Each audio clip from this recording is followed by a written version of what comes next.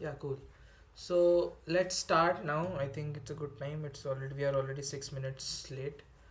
Uh, Welcome to the project, everyone. Welcome to the winter projects hosted by GDSC IITK. You are in the app dev track project, and we'll see what we are going to learn in this project and how this project will proceed. Today's session will is very important because it will talk about all the logistics of the project. Then I'll start directly into the theory, and we'll look into uh, the main highlights of and the main introduction of what the project is going to offer you. So let me quickly share my screen, and then we can see what we have for you. So my screen should be visible, correct?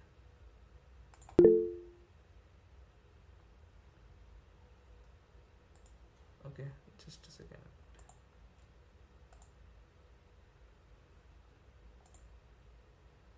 Yes, fine. So first of all, every one of you should be very thorough with this doc. This is the problem statement uh, that we have for our project, which is basically app dev track. So I'll put the link of this doc again in the meeting.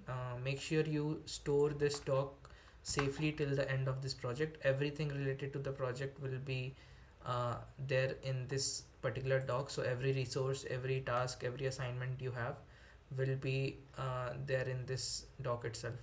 So yeah, makes sense. Open for all. So talking about what we'll have, this project basically deals to teach you the basics of Flutter and Dart, and we'll create some very cool cross-platform mobile applications also, and we'll teach you everything which is related to build a very decent app that you can with which you can go out in the market and maybe uh, solve some problem also. So yeah, so basically what we'll teach you: material design, networking, state management, different plugins, testing techniques and all. But the main idea of this project is to get make you a app developer. So we'll try our best to get you through that, even if you don't have any prior experience in this. So yeah, let's move ahead. So this project will mainly focus on Flutter framework. We'll talk about exactly what Flutter is, and Flutter uses Dart as the primary language. I think you guys should be aware of that till now if you have chose this project. So have a quick look on the project timeline. I have added the details of week 1 and week 2 in very detail, but week 3 and 4 is just left as project building. So what is this project building and what we'll develop? I have kept it as a surprise till now, so that you it's I mean it's pretty new to you guys also, and you guys can use your creativity and both imagination in that. So we'll look into this. We'll talk very much about this later, but right now what we will have is these stuff which is already mentioned over here. Next, so yeah, there will be tutorials, document. You'll have to read a lot of documentation. You'll have to practice your assignments, and there will be a lot of things. So again, I should reiterate that this is a very heavy learning project in terms of you'll be getting a lot of content to consume, and you'll have a lot of workload. Considering this is a only 1 month project, and in that I have the uh, logistical constraint to teach you mobile app development, that is a very hard task in itself. And so there will be a lot of content, there will be a lot of readings, there will be a lot of theory, there will be a lot of labs you'll have to do, but all of this when combined at the end will be worth it. That's what I'll say about this. But yeah, please expect a very heavy load, and if you will only continue in this project if you complete all the assignments, complete all the readings that I give you, or read all the theory, and then only you will have a good grasp on the practical stuff. So we'll have the doubts at the end of the session. There are a lot of doubts where I am sure you guys have a lot of doubts now, and you'll also have a lot of doubts after the session is concluded, after seeing the theory and all, the content. So yeah, let's just dive into the session. So our first agenda of today is that I have prepared this presentation for you, which will give you a basic introduction of Flutter and mobile app development and stuff. So we'll look into that, and then we have a couple of more things that we'll reiterate. But before we start that, I'll quickly take the roll call in 5 minutes now. So I'll just call out your names. If you are there, just unmute yourself and tell that you're there. That should be enough. Uh, okay, okay. Akshay Reddy, Yes, I'm there. uh, Rushabh Pandya. Yes, I'm present. Also, please mute yourselves once you give the roll call. Mohammad Hussaif, Yeah, presenter. Kushal Bansal, Satyam Srivastav, Nitin, Yes, present. Dia Saraf, Present. Vishap Raj, Yes, present. Sneha Burman, Aditya Deshmukh, Yes, present. Chinmay Anand, Tasneet Singh,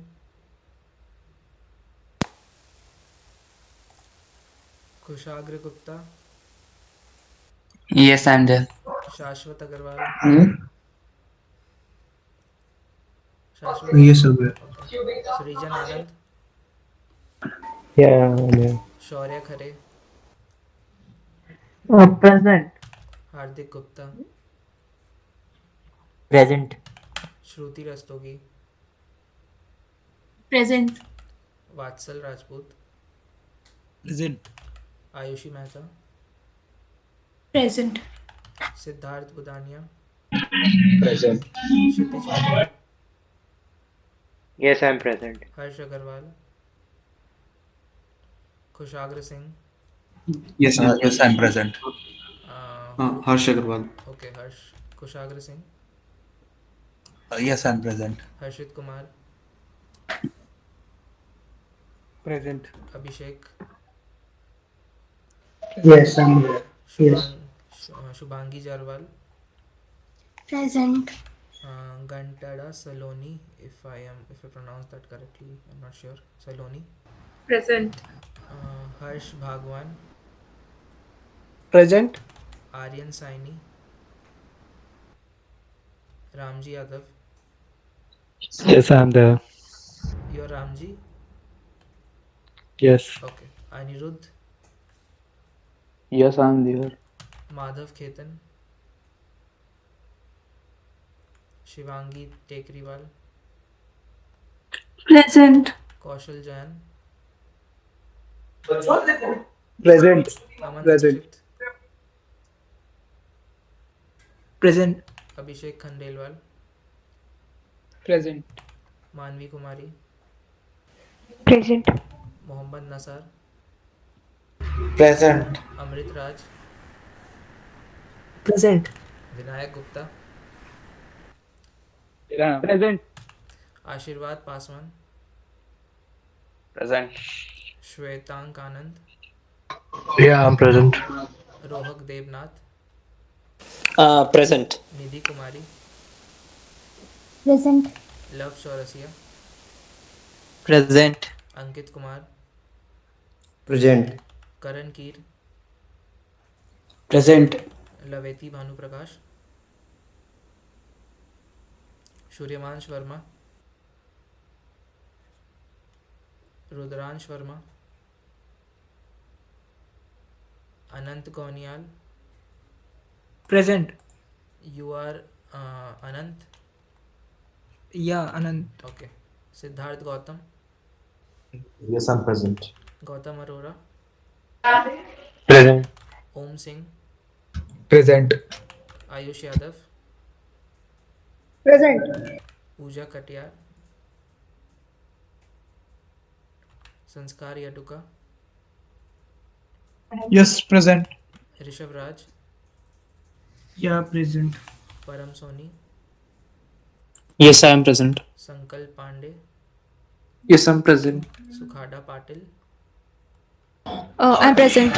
Okay, guys, so I'll just reiterate the names who did not respond to the roll call. First being Kushal Bansal, Satyam Srivastav, Mohammad Uzaif. Next is Sneha Burman. Next, Chinmay Anand, Tashneet Singh, Aryan Saini, Madhav Khetan, Laveti Bhanu Prakash, Suryansh Verma, Rudransh Verma, and Pooja Katiyar. If you guys are here, just let me know now. I'm present, Chinmay. Chinmay Mohammed Anand. Uzaif present. Okay, one by one. Mohammad Uzaif is here. Chinmay Anand is here. Okay, cool. Anyone else? You missed my name. What's your name? Yes, you missed my name also. Yeah, what's your name? Just tell me. Aman Dikshit. Aman Dikshit. Pranay Okay. Saxena. Sorry. Pranay Saxena. Pranay Saxena. Okay, cool. Anyone else? Okay, guys, I'll take this for now, and those who are not here, I'll deal with them separately. But okay, okay, Sneha Burman responded. Okay, cool. So I personally I don't want to be doing this, taking roll calls, and we'll not have this a few sessions when we go deep. This is just to make sure that there were a lot of people who were really interested in doing the projects, and you guys have been given the chance, so that if you are given the chance, you don't miss this, because there were at least 250 to 300 more people who just got denied to do the project because there were no more logistical availability. So that is the sole reason we are keeping this. I know it's not I mean, it's not needed for you guys really to keep attendance, but it's the only reason we're keeping this. And if I see you guys are turning up for all the sessions, there's a good strength. I'll personally drop this attendance thing, so it's fine. Okay, moving on, we were going to see these slides about Flutter, and basically an introduction to Flutter. So I'll be sharing my screen now. Okay, guys, so let's begin. So this is the app dev track project again. This is the session 1, which is today December 13 2023. So yeah, let's start with mobile app development. So yeah, I don't think you guys must have any doubt what is mobile app development if you are signed up for this project. uh, Mobile app development is a software, so a mobile application is a software application designed to run on smartphones, tablet, computers, and other mobile devices. That is pretty clear. Users on smartphones typically check the news, weather, email. I think this is just very elementary stuff. We can pass over this. Next coming up is this thing of native or cross platform. So just to get an idea, how many of you know what exactly native? Okay, I lost my connection. Nice. It's not nice.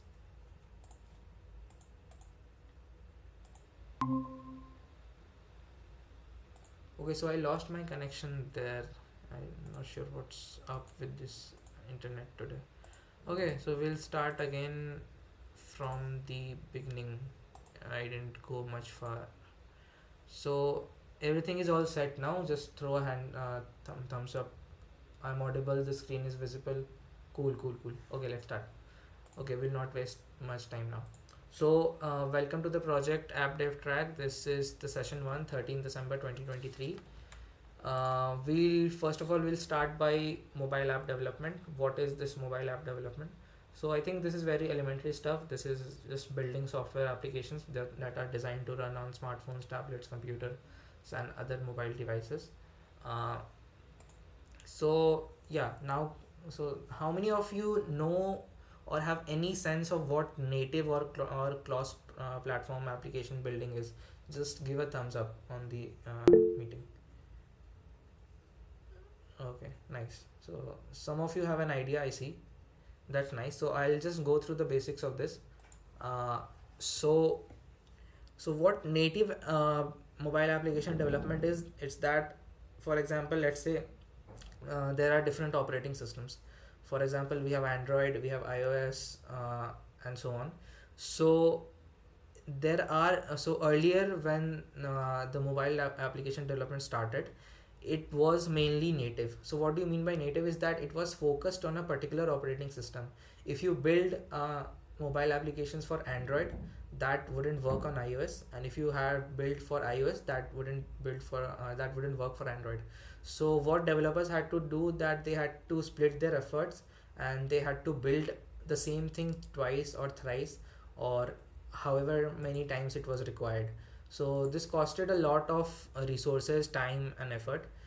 uh, but what does cross platform solve is that you write once and use again. So basically you will write only one piece of code, you will have one repository, and that will work for mainly Android, iOS, desktop apps, and so on. So this is what is the difference between native and cross platform. So basically native apps are programmed using Swift or Objective C for the iPhone or for the iOS, and for Android devices they are basically programmed using Java or Kotlin. So Java is a relatively very old language, but Kotlin is a comparably newer one, which is built by the support of Google. Next we have cross-platform. So there are a lot of different new cross-platform frameworks coming up, like React Native, Flutter, Xamarin. So what is this cross-platform? As I talked earlier, this is a mix between these two types of mobile applications, normally based on web programming language, example HTML, CSS. Ignore this should be CSS, JavaScript, Dart, and it is built once to be run on both Android and iOS. So I think this level of knowledge is fine for now. Coming up next is web apps. So I just wanted to give a brief about web apps. So web apps are basically different applications that run on your browser. So it doesn't require to be downloaded and installed on your phones or whatever devices you're using. It can directly run on your browser as an application. So they can have native features based on HTML, CSS too, and their development process for web apps is relatively simple and it's quite easy in terms of resources too. So web apps are highly preferred. Coming up next is about Flutter. What is Flutter? So Flutter is a relatively newer framework, and it has made a very leaps in the market after its arrival due to its very cool features that we'll talk about. But Flutter is an open source UI framework by Google. So you Google developers have built this framework, and it has a lot of support in terms of community, and the best part, it's open source. So yeah, as we talked about, Flutter is Google's UI framework. It helps developer craft high quality native experiences across multiple platforms in record time. So you will have a detailed comparison on what and why should you use Flutter and how Flutter is useful and stuff. So yeah, what is Flutter? Flutter is a framework, again developed by Google. It uses the programming language Dart. So Dart, I mean, what is Dart? When I was introduced to this new language, it sounded like a very language out of the earth, but trust me, it's something you must have seen till now in your journey. So we'll talk about Dart in the upcoming slides. So let's get back to Flutter. So Flutter develops high performance, high fidelity, low latency apps as it renders the native UI. It is open source, and it can build cross-platform apps such as Android, iOS, web app, and desktop apps. So at least these four different kinds of apps are possible right now on Flutter. When Flutter rolled out early at the beginning, it had only two support, Android and iOS. But right now, after so many different updates and stuff, it supports four different kinds of platforms. Let's look at some of the challenges of mobile application development today. So what users need are high quality apps. They need high performance UIs, but they don't have, for example, if a startup is there, they don't have uh, funds to provide for two different developments. For example, they don't have uh, funds to hire developers for both Android and iOS team, so that costs a lot on the funding. And they have inconsistent brands, features, and stuff. So what cross platform offers is that it gives fast development. It has an hello, am I audible? Okay, so I was speaking that what cross platform approach offers is that I am audible right now, right? I think I again lost my connection there. Can anyone confirm I am inaudible? Okay, can what the heck is happening, man?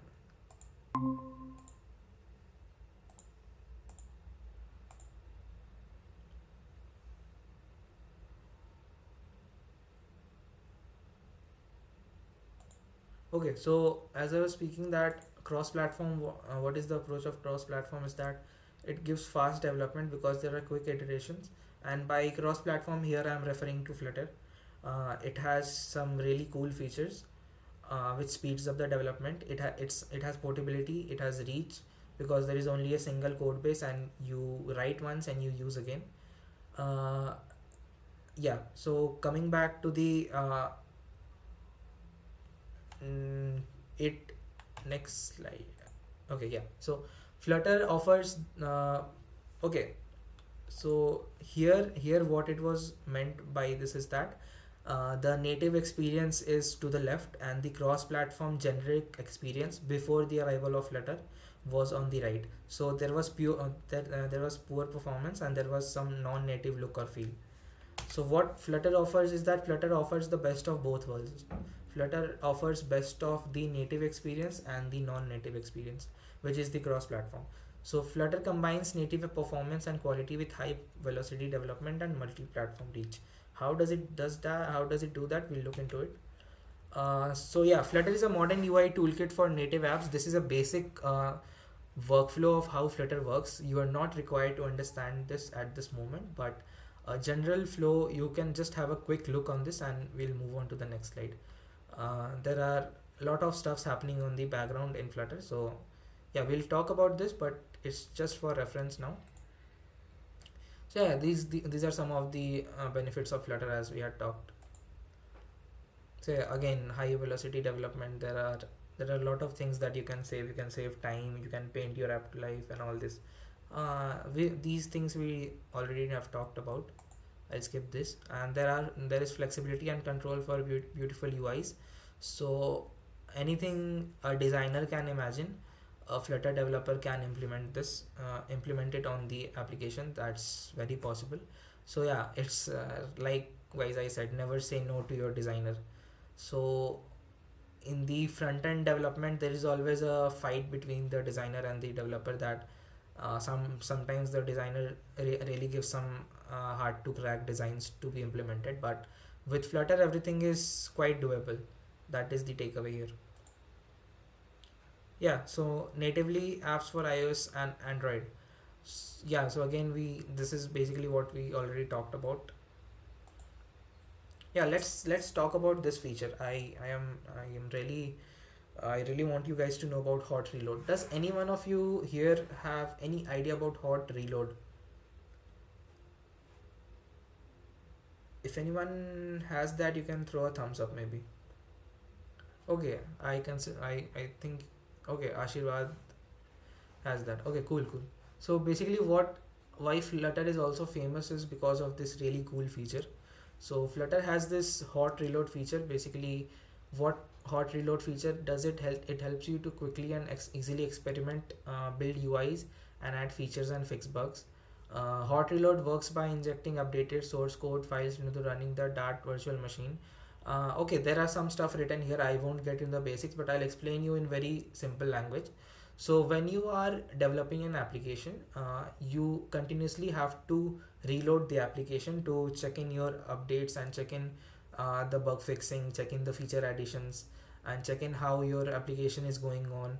Basically, for debugging, you continuously need to reload the application to check for your changes which you are coding. But the earlier platforms had a very generic and a very traditional form of reloading the app. They used to rebuild the app from the core, so that costed a lot of time for the developer.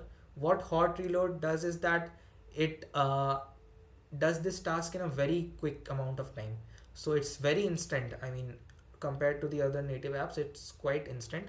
And how it does it, that it injects basically updated source code files into running the Dart virtual machine instead of building everything again from scratch. So I think the takeaway from here can be that yes, hot reload works very quickly, and this is a very exclusive feature for Flutter. You can read more about hot reload from this website here. I highly recommend you guys to do a lot of reading in week 1. There is a lot of content to consume, so it's highly recommended that you read a lot of documentation. That will help you. Yeah, next, coming up to Dart. So what is this all fuzz about Dart? So Dart is a programming language also developed by Google, and it is quite similar to Java. So those of you who already know Java, you'll find it's very... Here I'm losing my connection again and again.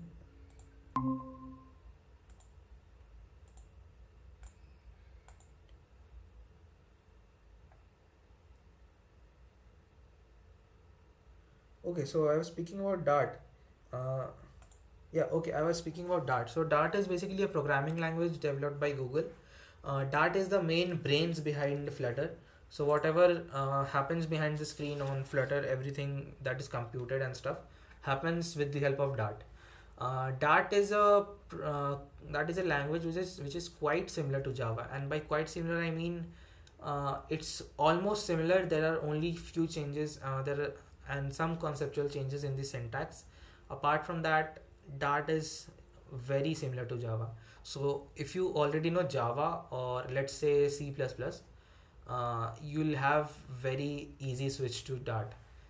So Dart is basically optimized for UI. It is developed with a programming language. Basically, it is a programming language which is there. Okay, I'm losing my connection again. What the heck, man? Okay, guys, just give me a minute. Maybe I'll change my connection. I think this network today is really bad.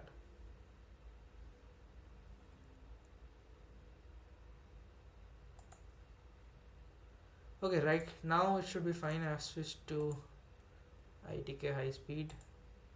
Let's hope it's fine now. Very sorry for this trouble. Okay, so yeah, Dart is optimized for UI. It is productive and it is fast on all platforms. Here I've included the official website of Dart. Give it a look. I mean, just give it a look. Look through the very basics of what it has to offer, what is Dart, and all of stuff. Next, coming up, Flutter is built and used by Google developers, and companies around the world use it. So these are few of the companies who are using Flutter in their every day-to-day activities, and I mean in their applications right now. So Google has changed most of its code base to Flutter. Now whatever Google apps you see on your mobile apps, on your mobile phones and stuff, and whatever web apps mostly use, that is built in Flutter. So whenever let's say you are using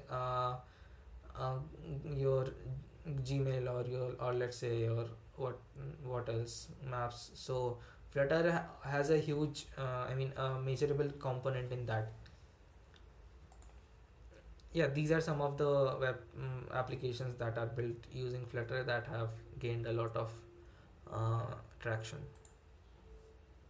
Yeah, so coming up, Flutter also has this graphic horsepower. What does it mean is that there are an animations and other really cool graphics stuff can be really optimized by Flutter and can be easily implemented through Flutter. Okay, yeah, so this is a application basically Hamilton launched as a featured app on iOS and Android within 3 months of us writing our first line of Flutter code. So this is a testimonial by David Diremer, who is the co-founder of Pose. So basically, what it means is that yeah, it's fast. So 3 months of coding for an application to be deployed is a really appreciable task to achieve. Next, Flutter works with your popular tools and platforms. These are some of them. So VS Code, Xcode, Android Studio, Firebase, and some third-party applications like Android APIs, iOS APIs, Material Design, and obviously this Redux. Yeah, we already talked about this. Flutter has a rich ecosystem and community. So there are a lot of developers out there here who are using Flutter right now as we talk. Yeah, next 4 ways to use Flutter today. You can start a new app from scratch. You can prototype a new app idea. You can bring your app to the other platform. You can migrate your application from other platform to Flutter, or also you can use Flutter as a part of your native application built on a different framework. So it's quite mingable with other platforms also. I think this we already discussed: Firebase, Flutter, Cloud.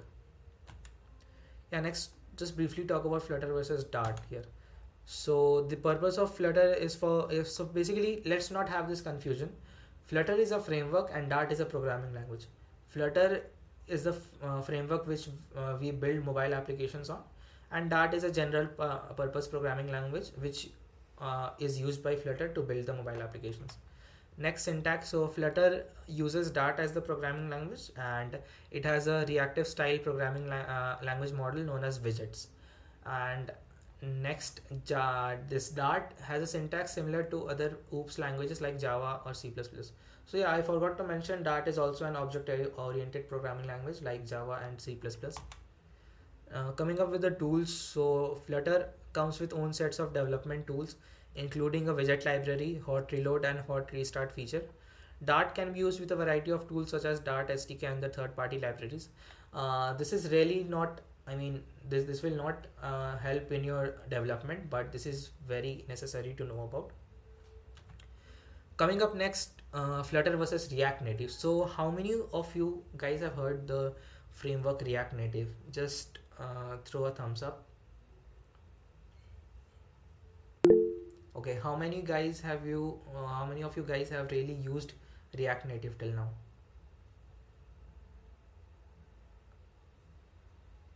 Okay, so there are people who have used React Native. That's good. Okay, so yeah, so React Native is a really old cross-platform mobile application building thing, and it's heavily used by developers due to the fact that it uses JavaScript, and JavaScript is the people live on JavaScript for development. So JavaScript is the highlight here, and that has got itself a lot of attraction from the developers. And it's a I mean it's a older framework than Flutter also, but we'll look into why right now Flutter should be preferred. So in terms of programming language, this Flutter uses Dart, as we had talked about, which is a OOPS level language, and it's quite easy to learn and implement, whereas React Native uses JavaScript, which is also a easy to learn language. Next, we have user interface. So Flutter has native like user interface. Widgets and controls used in the app look and feel like they belong to the same platform. So this is a very major highlight of this comparison.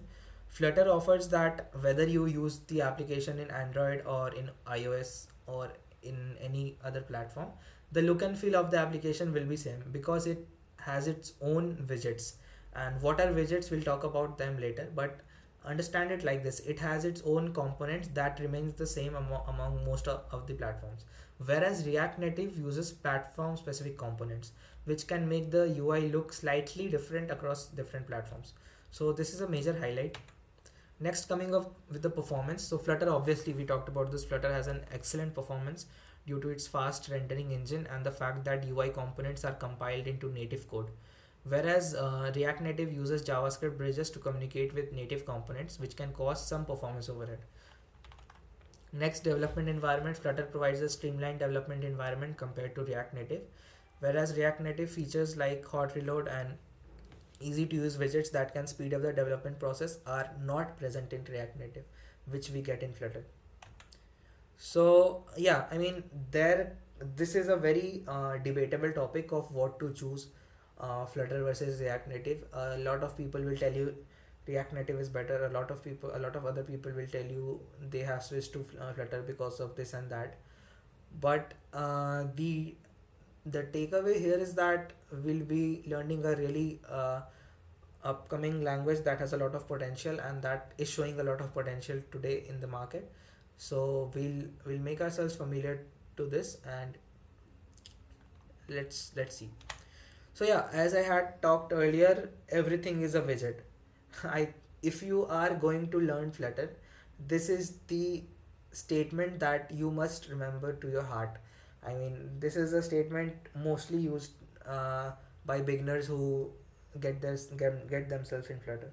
So yeah, I mean, everything is a widget in Flutter. What is a widget? Okay, so we'll talk about that. So everything you see on the screen, for example, you are seeing a Flutter mobile application, you see a lot of stuff on the screen. You see buttons, you see text, you see different components, you see an app bar, you see uh, let's say image. So every other thing you see on the screen is a widget. I mean, it's as simple as that. It may sound a little bit intimidating in the beginning, but it's very simple to understand that each and everything you see on a Flutter mobile application on your mobile phone, each and everything was built using a widget. So a widget is basically a component of the application, and you build an application in Flutter widget upon widget. So basically there is hierarchy. So let's say you want to let's say there is a row of text to be displayed. So what you will do is that you will add a row widget, then you will add, let's say, 3 text widget in that row widget. So basically it's creating a hierarchy also. And then it's built widget upon widget. And there are a lot of natively provided widget in Flutter, and apart from that you can create and customize your own widget too. So this simplifies a lot of stuff to learn, I mean, for beginners. Next, you'll find the official widget catalog on the website of Flutter documentation. Make sure you go to this website and you look through the catalog. There are a lot of widgets. Flutter currently has more than 200. I am not sure about the current quantity, but it should be more than 200. 200 is the bare minimum. 200 number of widgets at least. So get yourself familiarized, have a look of what these widgets are basically, and it's quite interesting. You'll relate to almost everything. So for example, assets, images and icons are self-explanatory. Animation and motion are used to bring out animations. Async is used for basically API calls and for tasks that require some time. Then there are Cupertino icons. Just have a look through this beautiful website and you'll find a lot. So yeah, so each widget has some properties. For example, if you have a widget, or let's say if you have a component, from now we'll not call anything as component as in React Native or other frameworks. We'll call everything as a widget. So let's say if your widget is there, you need to style that widget, and for that it has some style properties. So for example, there is color, padding, margin, border, background image, box shadow, opacity, gradient, and apart from that there is much more. So this is not only it, there is a lot more also. Next, talking about Flutter SDK, basically when you install Flutter, you will have to do this through the Flutter SDK. Just a brief, you should know about what Flutter SDK is if you are a Flutter developer, obviously. So it's a collection of software development tools and libraries that help developers build, test, and deploy Flutter apps. So basically, whatever you do in Flutter is done through this SDK, which will be installed on your machines. Next, Flutter plugins. So these plugins are pre-built packages that provide additional functionality to your Flutter apps, such as integration with Google Maps, Firebase, or other third-party services. So basically, these are some some features in Flutter that provide you to directly integrate your Flutter application with services like Maps, Firebase, and other third-party services, obviously. Now talking about pub.dev. So you should have a definite look at pub.dev. What is this pub.dev is that it provides a ton of support of third-party libraries which we use in Flutter. So apart from the native plugins that are here, you can also use a lot of third-party libraries. For example, let's say you want to implement a graph in your mobile application. You have the data from somewhere. Let's say you want to include a graph of the overall growth of an employee in a company in terms of his salary. So you have the salary data, you have the year data. Now you just need to plot that. So Flutter doesn't has that support natively. What you'll have to do is you'll have to go to pub.dev and you'll have to search for a particular package that does the graph plotting. So it's quite similar to if you might have used, for example, let's say Python. Python is a very popular language in our college community. For example, if you must have used Python, there are different packages which you install in Python, and those packages help you do a lot of stuff. So pub.dev is similar with Flutter. Pub.dev has a lot of third-party libraries which you can directly install in your Flutter app and use. So do have a look at pub.dev, and I'll share the PPT, but make sure you go through each the PPT very carefully and you have a look through the links that have been put here. That is very important. Coming up with APIs, so we'll be using a lot of APIs in our application, so I thought it's really needed to introduce you to the world of APIs. How many of you know how does an API work and what exactly is an API? Okay, cool. So some people know, that's really good. So basically an API is the full form of API is a application programming interface. What it does is that it transfers, basically it is a carrier of data. So let's look at this analog. Let's say there is a restaurant open in your street and it has different customers and it has different chefs in it, and then there are waiters. So the customer will order the food from the restaurant and the chef will prepare the food, but someone has to transfer this food from the chef to the customer. So the customer won't get the food until and unless someone takes the food from the chef and gives it to the waiter. So the work of API, so here the waiter is analogous to an API. What happens on a real development in a interface is that the chef is the backend which has the data, or which are the servers which store the data. The customer is basically the front end or the application with which the user will interact, for example the mobile application or the website. And APIs are designed to take that data from the server to the application. So basically API is let's say it's something kind of a transporter that just transfers that just gives you the data from the backend. So you can consider this working of an API similar to a waiter in a restaurant that gives you food from the chef. Next, this is something you should know. So there is a thing called Flutter Flow, which uses basically a virtual interface that enables user to drag and drop UI components and connect them together to build a functional app. So basically I'll give some context about this. So native applications, for example Android development, has this drag and drop feature where you can, let's say drag a component and just drop it on the mobile screen, and that's how easy it is to develop a mobile application. I mean, it's not easy, it's arguable, it's debatable, but the thing is that they offer this support of dragging and dropping UI components, but Flutter natively doesn't has this, neither does React Native. So cross platform application development frameworks rarely have this feature. So this Flutter Flow is a tool that enables this. You can just look into this website. I mean, we will only focus on Flutter for this winter project. Okay, coming up next are widgets.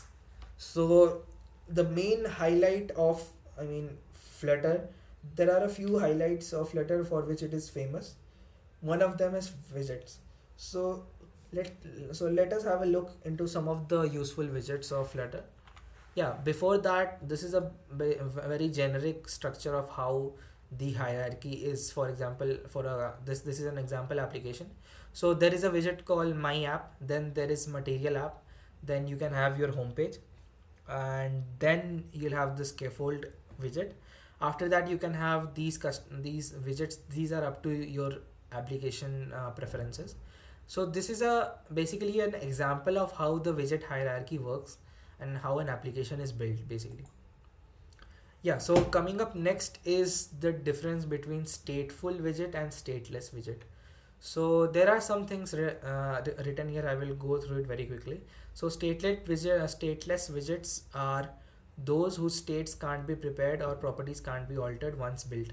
When we create stateless widgets, these widgets are immutable. Any changes to the variables, icons, buttons, or obtaining data will not modify the state of the app.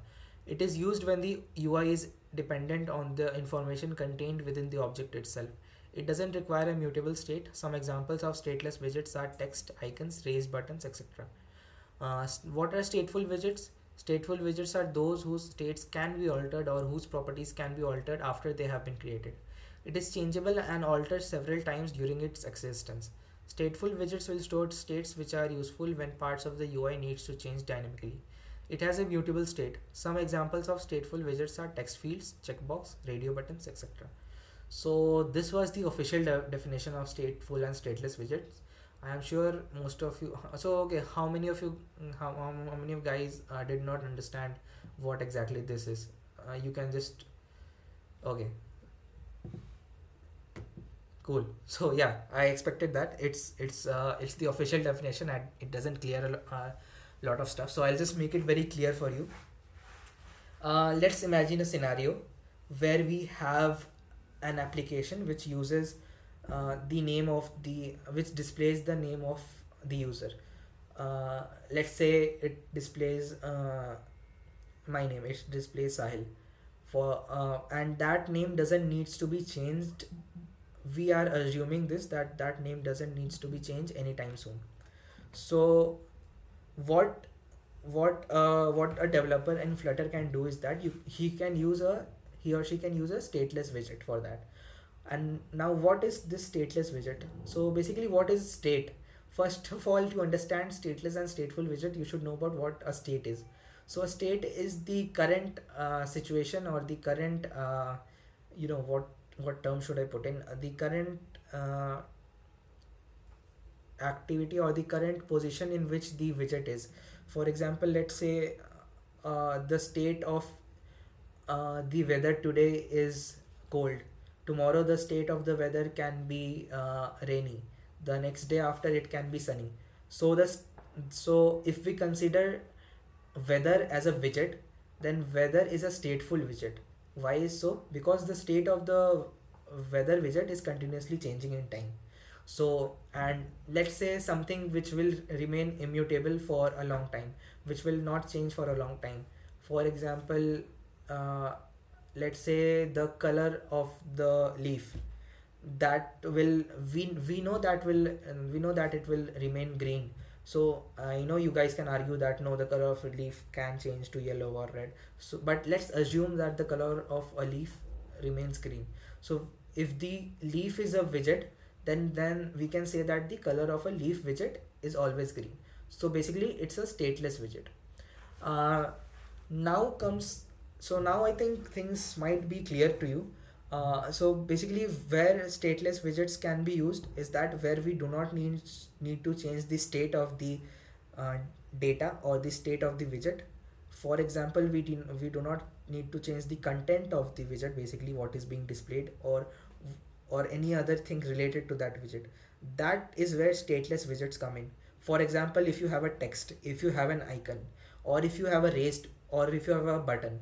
So let's say these three widgets do not need regular changing or regular update of their data inside them. So we prefer stateless widgets for these three kind of widgets. So these three are just an example I'm giving you. There can be a lot more. And where does stateful widget come in?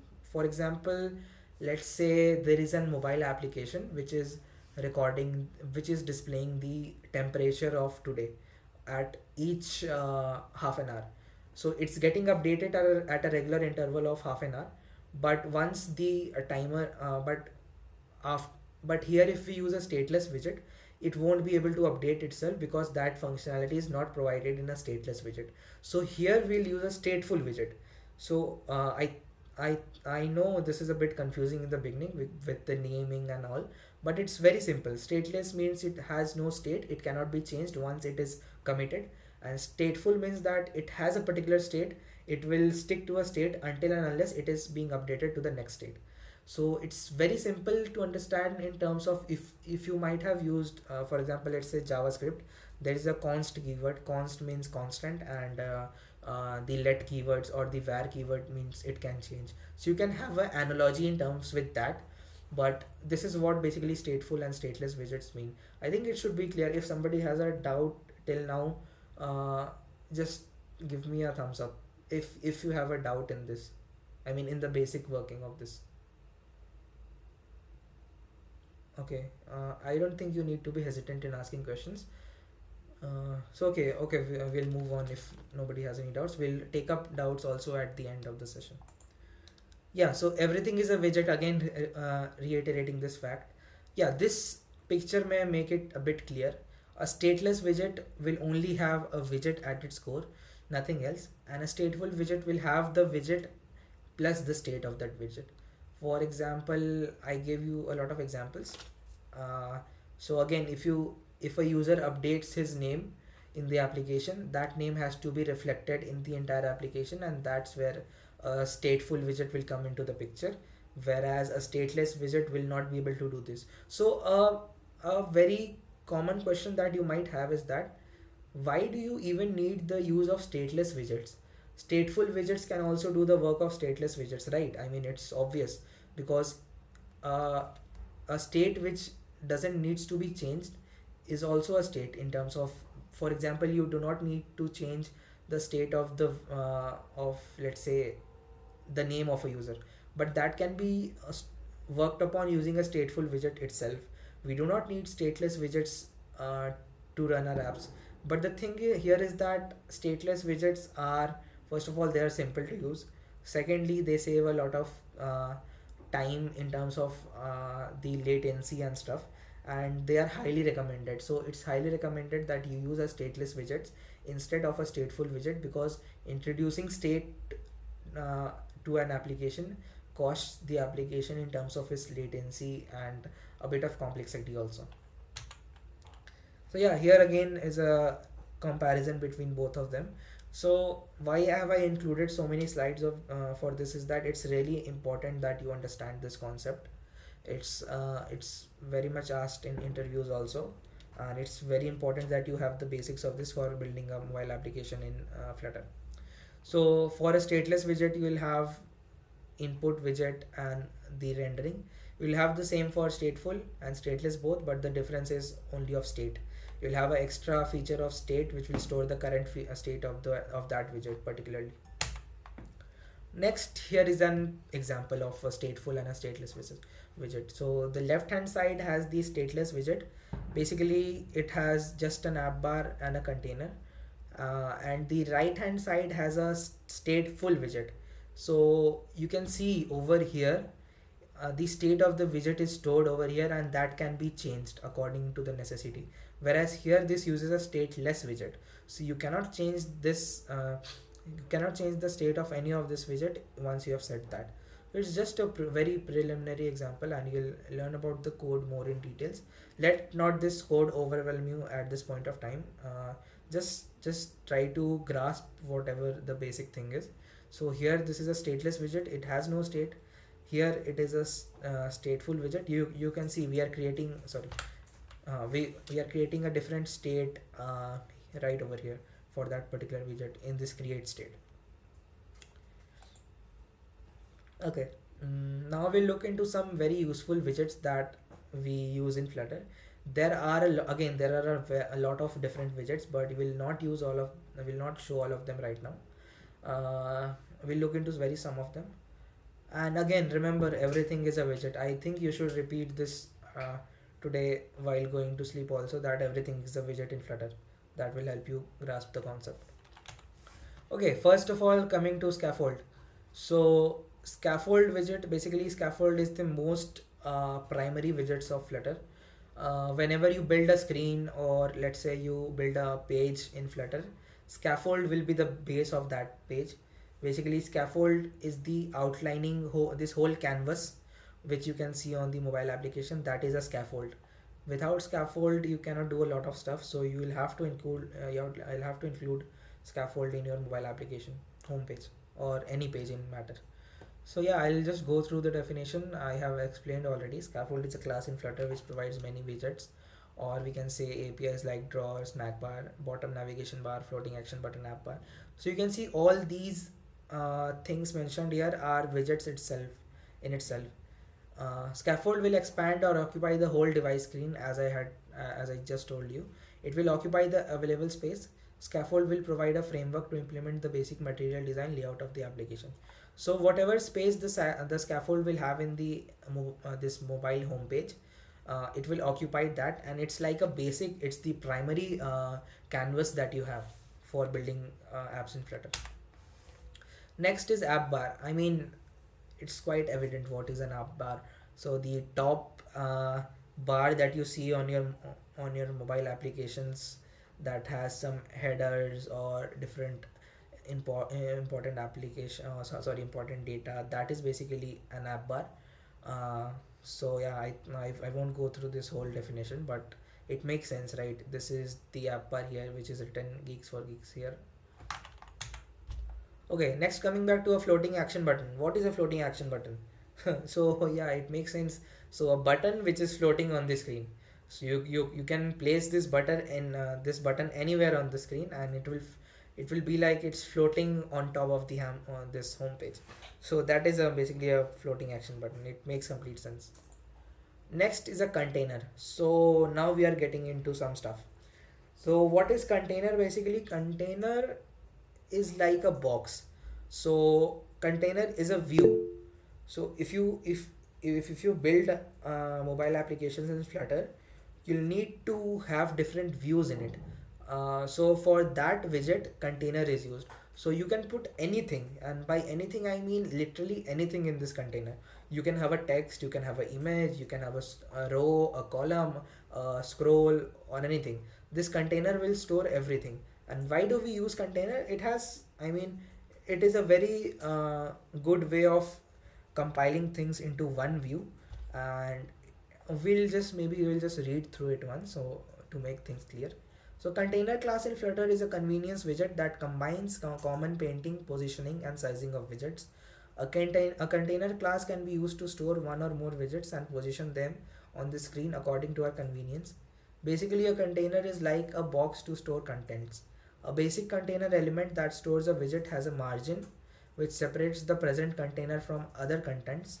The total container can be given a border of different shapes, for example rounded, triangles, etc. A container surrounds its child with padding and then applies additional constraints to the padded extent. So 3 things in a container. So there are a lot of more things to obviously in the container.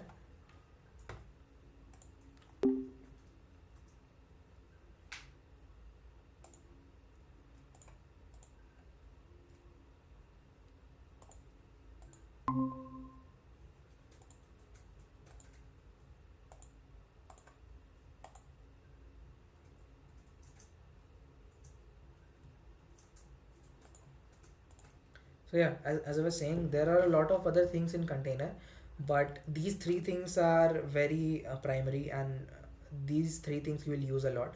For example, you will use a margin. What is a margin? I think it's very uh, preliminary to understand, but please clear the difference between margin and padding. A lot of developers who begin their journey have a lot of doubts and confusions between margin and padding. So margin is for the outer box. For example, if you have two containers, you want to separate them by some let's say some distance, you'll use margin. But if you need to separate the contents of a container, for example, if a container has two text widgets in it, you will use padding. So remember it this way: margin is for the outside and padding is for the inside, and border is on the container. If you have a border, that will be applied exactly on the container's boundaries, on the perimeter. So yeah, that makes sense. So yeah, coming up with the center widget. So it's pretty clear. I mean, by the naming, center widget is a widget which centers in the parent of its widget. So yeah, I mean, let's go through this. For example, as I talked earlier, each widget has a hierarchy. uh, like I showed the hierarchy earlier. For example, let's say there is a scaffold or a scaffold, which is the literally the page of the application, the whole screen.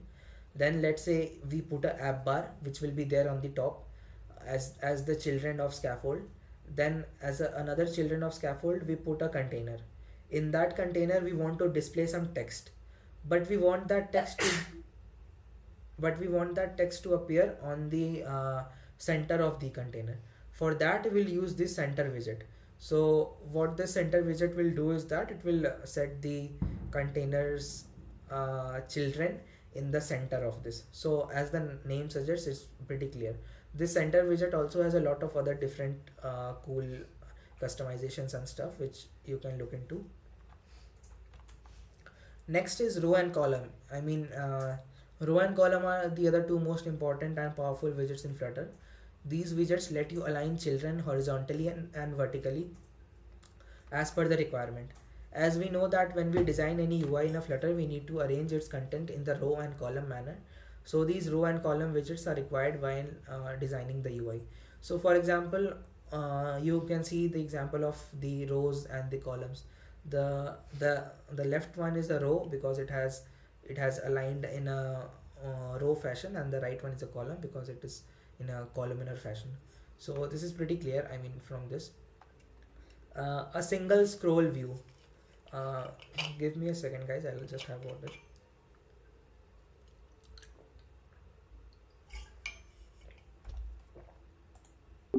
अरे यार ये बार बार what's happening?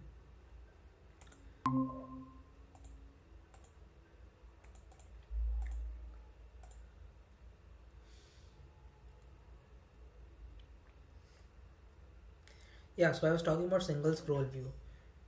So basically, yeah, so I was talking about the single scroll view.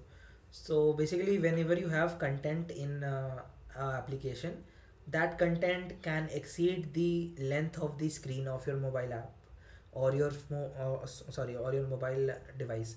So for that, we use a scroll view. What does a scroll view do? You might have scrolled on Insta Reels, and you might have scrolled through your feed on Instagram. So that uses a scroll view. So it's as simple as that. Whenever you have a lot of data in your page to be displayed, but you don't have enough enough height of the mobile screen to display the same data, you use a scroll view. It wraps up the whole data in its view, and you can scroll easily through either vertical or the horizontal axis. Next is a text. So again, I lost my connection. I'm audible, right? Hello?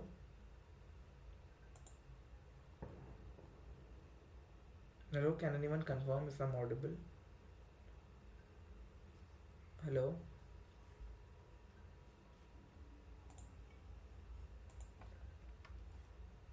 Okay, I'm not audible. What the heck, man?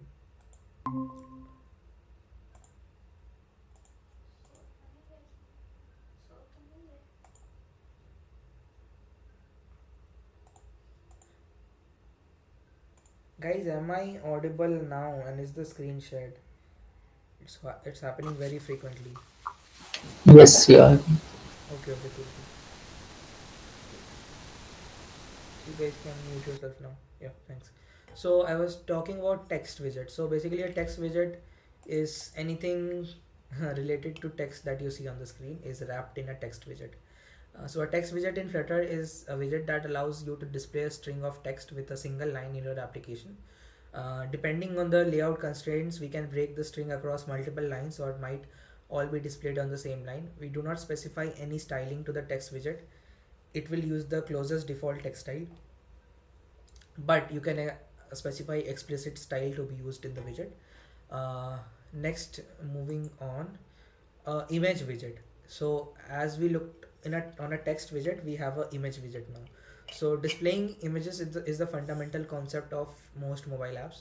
Flutter has an image widget that allows displaying different images in the mobile application, and this image widget has for you can directly show the image widget from the internet or from your local.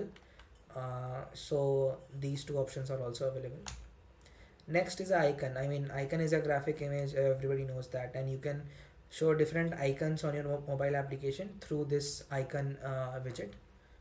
And you can also add hyperlinks to the icons to redirect you to other pages or stuff.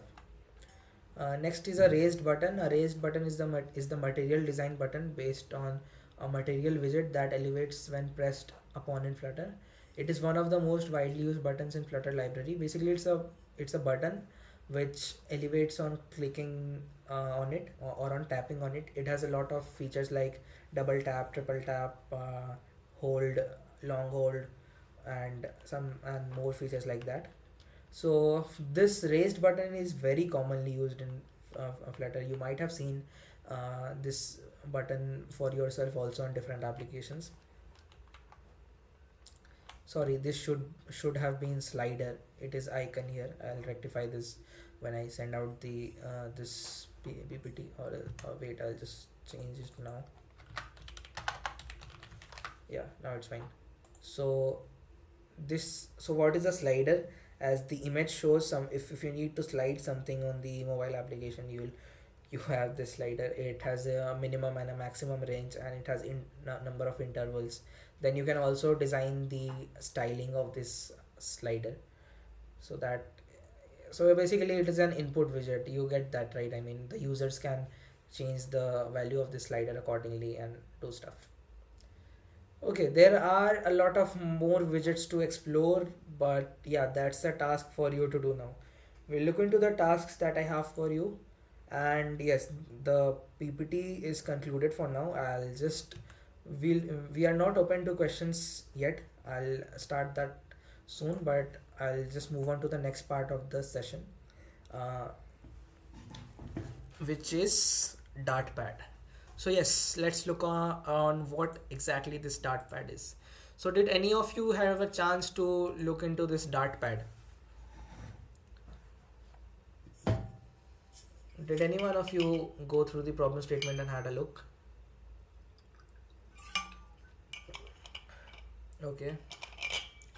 Okay, a lot of people did actually. That's very nice.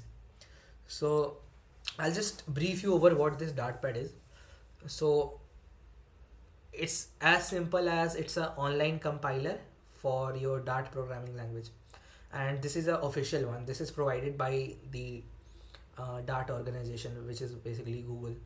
So you can write and test out code, and this is very important when you start learning Flutter development, because you'll have a lot of doubts in Dart also, and you won't have, I mean, it's very complex to debug and test out. If you want to just debug some Dart logic or stuff, you can directly use this Dartpad. For example, there is a very basic for loop which is printing hello 1 2 3 4. Let's run it and see. Yeah, so you can see printing from 0 to 5 hello, it's been printed. very nicely. So you can see, I think it's quite similar to Java. It has this void, it has the main function, and it's quite similar to Java. So you can explore this Dartpad. I mean, give it a try. You can maybe a assignment. I will add assignment in this is that you'll have to solve some programming questions in this Dart programming language. You'll find all the resources to learn Dart on. I have included in the problem statement too. I'll come to that later, but I'll also include solving let's say 3 programming assignments, which will be easy, medium, and a little bit hard. Not exactly hard, but considering you guys are very new, so I'll try to keep it on the easier side only. So let's say 1 easy, 1 medium, and the third one can be a little bit more difficult than medium. Okay, so make sure you explore this Dart pad a lot and write all of your code here. I mean, this is quite useful. So yes, so how you'll have to submit the assignment is that what you will have to submit the code. You will download the code, you'll have to submit that. Plus, you will also have to submit a screenshot of your output. So basically, a screenshot of this Dartpad will work with the output shown in this console window. So a whole screenshot, for example, let's say something like this works. Yeah. Uh, Next coming up is installing Flutter. Yeah. Okay. Apart from that, I think. Okay, let's have a quick look on how to install Flutter. That is really important. Okay, I just need a count from you guys. How many of you are using, let's say, Windows? Just raise your hands.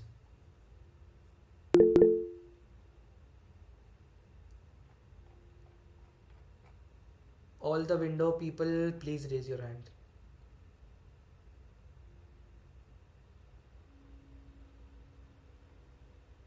Okay, it's fine. You can lower them now. All the Linux people can raise their hand now.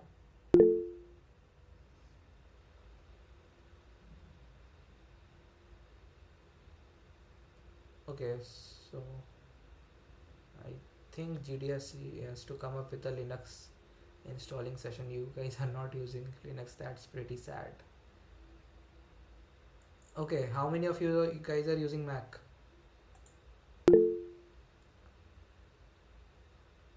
Cool, I get it. So Windows has a majority, then comes Mac, and then Linux. So let's start with Windows. So this is the official documentation of Flutter's installing of the Flutter SDK. So what you will have to do if you okay, first I didn't ask this question. How many of you have successfully installed Flutter till now? Raise your hands. Nice, that's really nice. Okay, so okay, installed Flutter, but it's not working in VS Code. We'll look into it one by one. Okay, that's really cool, guys. 30 of you, at least 30 of you have installed it. That's really good. Okay, so we'll look into the Windows installation. Just stay with me on this. What you'll have to do is you'll have to download this SDK file, and then you'll have to extract the zip SDK file. Then you have to place this SDK file in the specified location, which is mentioned here. Then what you'll have to do, you'll have to update your environment variable, and that's it. You are done with the installation of Flutter on Windows. And after that, so you should note that Flutter doctor is a command which checks for all the diagnostics of Flutter, whether Flutter is installed correctly or not, or whether everything is working fine. So Flutter doctor you should use to check if Flutter is installed after you have successfully installed the Flutter. Next, you will have to install Android Studio. So this is a must for installing Flutter. I mean, once you have set this up, then it's fine, but you'll have to install Android Studio for once. So you'll have to install Android Studio, and you have to run Flutter doctor to check everything is okay. And then comes the Android emulator. So there are basically three ways of debugging the mobile applications in Flutter. First of all, what you can do is you can use an emulator. So how many of you don't know what an emulator is? Raise your hands. How many of you don't know what an emulator is? Okay, cool. I'll just explain it very quickly. Okay, you can lower your hands now.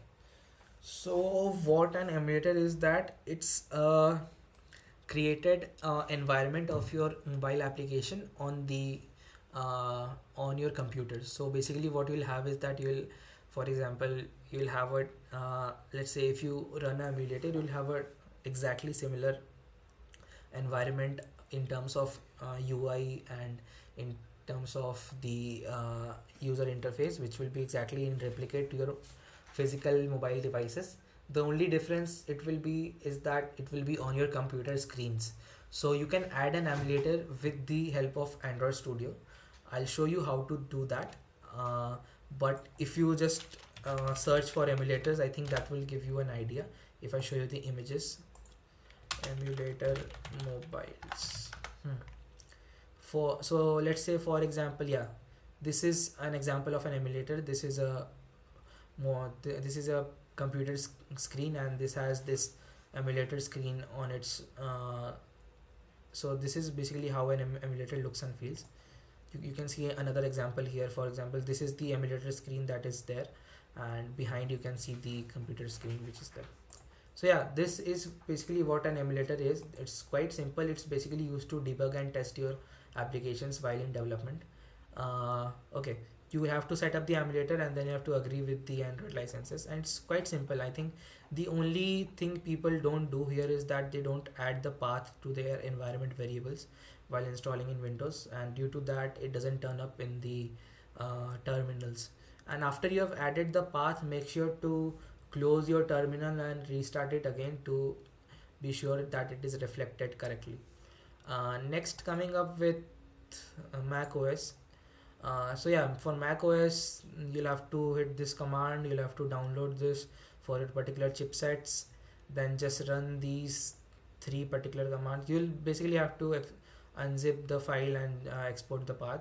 And then again, you'll have to run the Flutter Doctor, or else I think I have lost my connection again.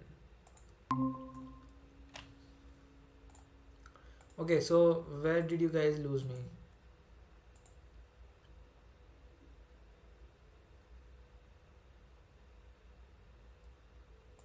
Hello? After you started Mac OS. Okay, got it. So Mac OS installation is also quite simple. You'll have to just get the SDK downloaded and run a unzip command and a export command, or else you can also directly download this using the repository of Flutter, which is by cloning the repository and running this command. Apart from that, you'll have to update your path and check if the path is correctly updated. Then you will be able to use this Flutter very easily. Next is Linux. So Linux is quite simple. You'll just have to run one command. Just run this command, and then you'll run this command, and then you're all set with Flutter. These two commands are enough to get installed on Linux, and after that you'll have to verify if your Flutter is installed by Flutter Doctor. After which you'll have to, this is only you're only required to update your path if it doesn't do on its own. It does it on its own when you install Flutter. What's happening here?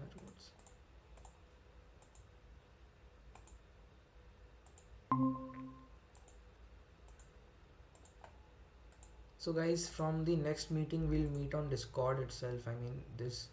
Not sure why I am having some issues with Meet also. So we'll meet on Discord, and don't worry, I'm recording this session. It's there, it will be posted also. So if you miss anything, you can definitely have a look, but we'll keep it on Discord, and I'll try to fix my internet by then.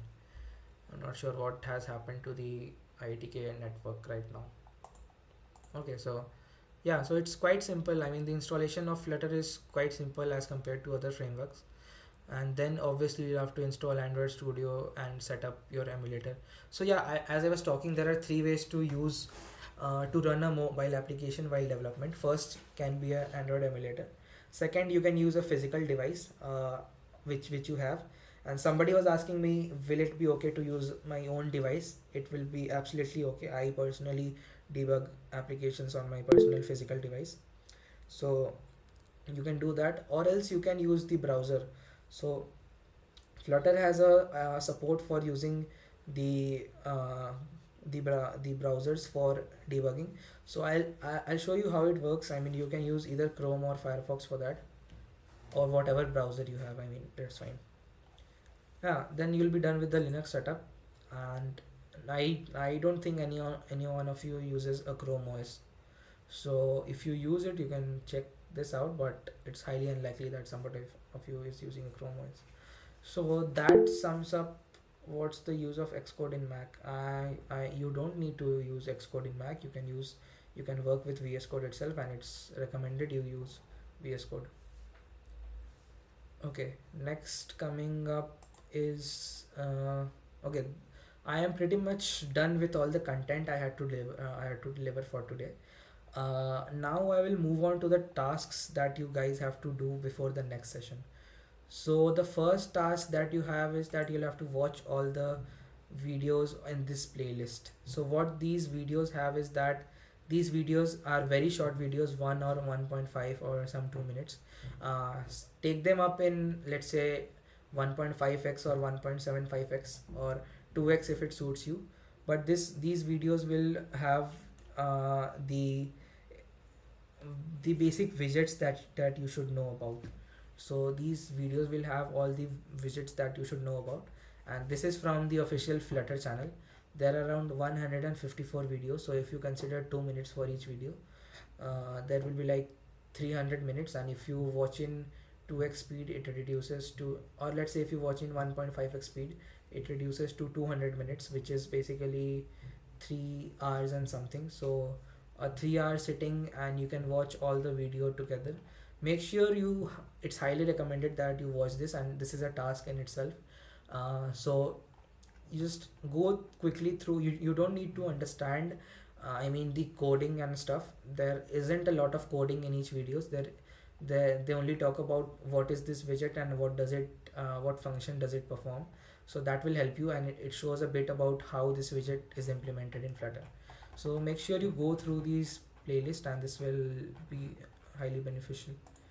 Next, what I want you guys to do is watch this Dart tutorial. So watch this in 1.5x speed, or even more if you wish, but complete this in one go. There is 1 hour 41 minutes. You should definitely watch the complete tutorial of Dart through this, and it's very important that you do this. Next, I would like you to read through this documentation. So here I would like you to read through 3 of the subtopics, which is language, effective Dart, and code libraries. If you go to this website, you'll find this on the left side. There is language, there is effective Dart, and there is code libraries. So make sure you read through all these 3 of them. It won't be longer than an hour for all these 3 subtopics. So don't need to go into the very details and stuff. Just make sure you're getting what exactly they are saying, and for example, if you're reading about URIs, just make sure you know what an URI is and how it is implemented in code. For example, here how it is implemented and stuff.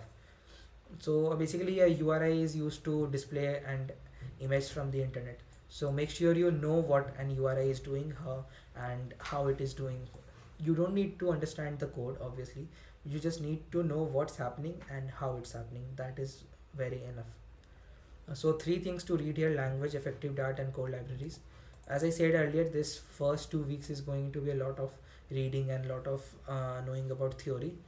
We'll also build something or the other in the first 2 weeks, but the main building procedures, the main practical experience comes in the last 2 weeks. Next, I would like you to watch this video. This is a very short video, 4-minute video on how Flutter is different for app development. Just give it a very quick watch and make sure you understand everything in this. video. This is quite important for you guys to proceed. Next is you can read about hot reload here. As I said, hot reload is a very important feature in Flutter, and hot reload is quite necessary in your Flutter development. You will use hot reload a lot. I mean, you'll use this a lot. Next, you can read about why Flutter uses Dart. Here, this is optional. I'll mark this as optional, but it's recommended to read this because you'll have a know-how of how and why Dart is used for Flutter. This is a very good article, by the way, and you'll just appreciate the article if you read it. So yeah, make sure you try to read that. And last one is reading about widgets. So this article gives you a overview of what widgets are, how do you change widgets, and I mean what how do you bring all the different widgets together in one, and how do you style widget, how do you response, how do you handle response and stuff. So you are not I'll repeat this again, you are not expected to understand everything. I am there for that, I am there to explain, but I can only explain if you have done these readings, and if you have some fundamental knowledge of what exactly is happening. Otherwise it won't be possible for you to complete this project. So make sure you do these tasks which are highlighted here before the next session. We'll have the next session in 3 days, at max 3 days. 3 days is the maximum. In between these you should devote I mean it was recommended that you should devote somewhat around 15 hours per week, but I would say is that for our particular project you should devote as much time as possible. I think you guys are mostly second and second and first years, and you don't have a lot of coursework to do right now in the vacations and stuff. So it will be highly beneficial for you if you can devote a lot of time to this in the day. So yeah, that sums it all. Apart from this, I'll add 3 programming assignments that will be there on, what do you say, this Dart. 3 programming assignments on Dart, this coming soon. I'll try to add this by I mean before I sleep today. So you can expect this when you wake up tomorrow morning, you'll find these assignments also. And the deadline of all these assignments, deadline of all the above tasks is, let's say, what deadline should I keep? I can have suggestions from you guys in this regard. We'll be meeting next on, today is 13th, so we'll meet most probably let's say we'll meet on Monday. No, we can't meet on Monday because we'll have to complete at least 2 sessions in this week.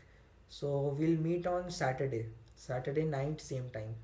So does that sound like a reasonable deadline to you? I mean, okay.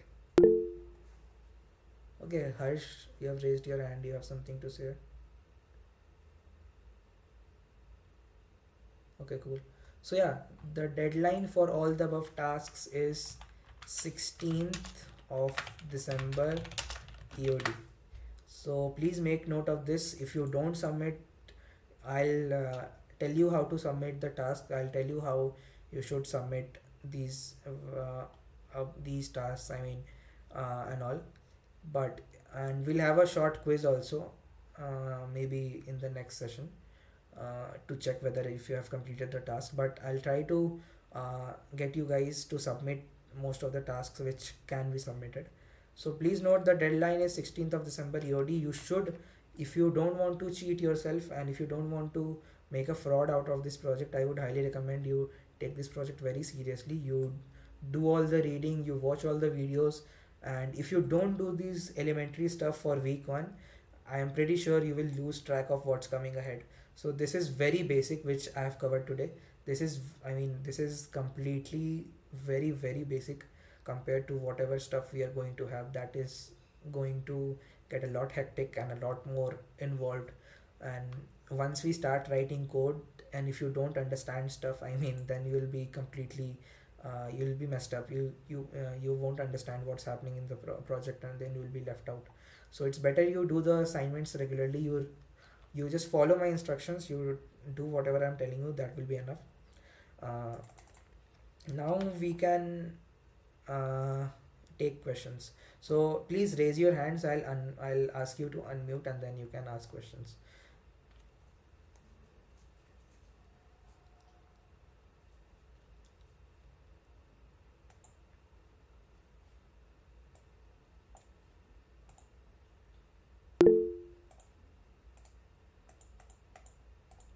Okay, Sneha has some question. Yes, please go on.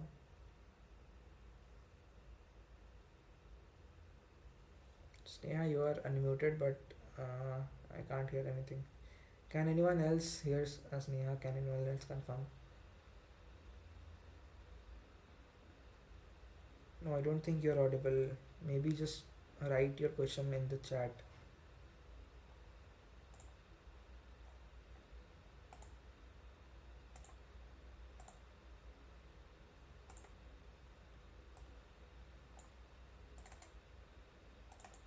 Hello.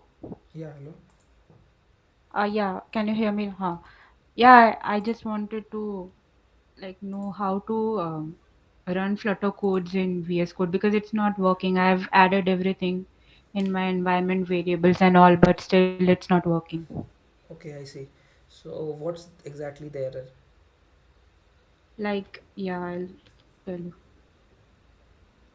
It's saying that cannot create a project within the Flutter SDK target directory. C src Flutter is within the Flutter SDK at C src Flutter. Okay, maybe you have nested two Flutter SDKs. Maybe, I'm not sure. So just do one thing. You can just, did you try to debug this from Google?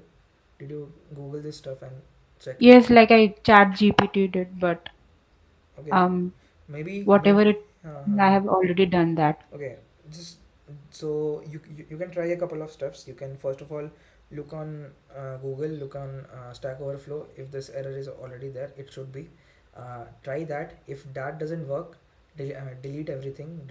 I mean, delete all the SDK and all everything you have created, and uninstall Flutter completely. I think you Okay. have messed up something while installing, because I think you have nested two Flutter SDKs together. That might be causing this issue.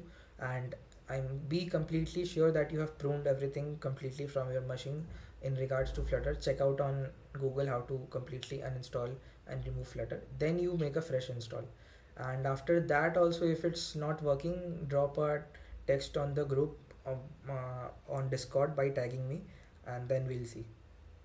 Okay. Okay. And you said that nested one Flutter, like what does that mean? Then I can No, look into. as you said from the error, I'm not sure, but from the error, what I can understand is that maybe you have included one Flutter SDK in the in another Flutter SDK, so it has become like a nested Flutter SDKs. Two SDKs have come together. That might be the case because Okay. due to the error which you are specifying, but I'm not sure. So I mean, just Google this stuff out. It won't be too much hard to get this error on the internet. Even if you Okay. Yes. or maybe just copy paste this error on the group, or and check if somebody else who has got the same error can help you. But if that also Okay. doesn't work, just completely prune everything and start from the basics. Yeah. Okay. Okay. So before we move ahead, guys, I'll give you a very quick demo. I have created this quick Flutter app.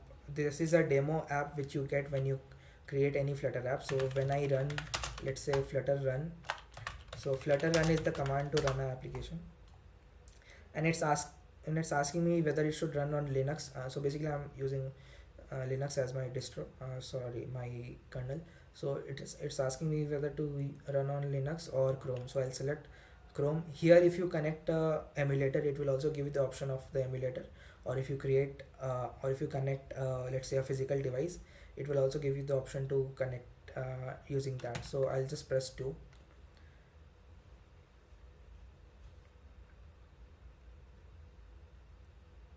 So meanwhile, while it runs itself, I'll show you my Android Studio.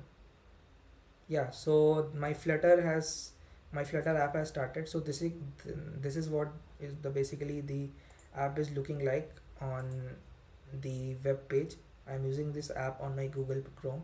So to give you a better feel, I think I have.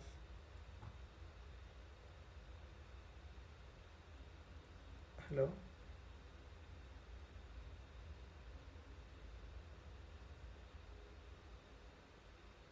Hello.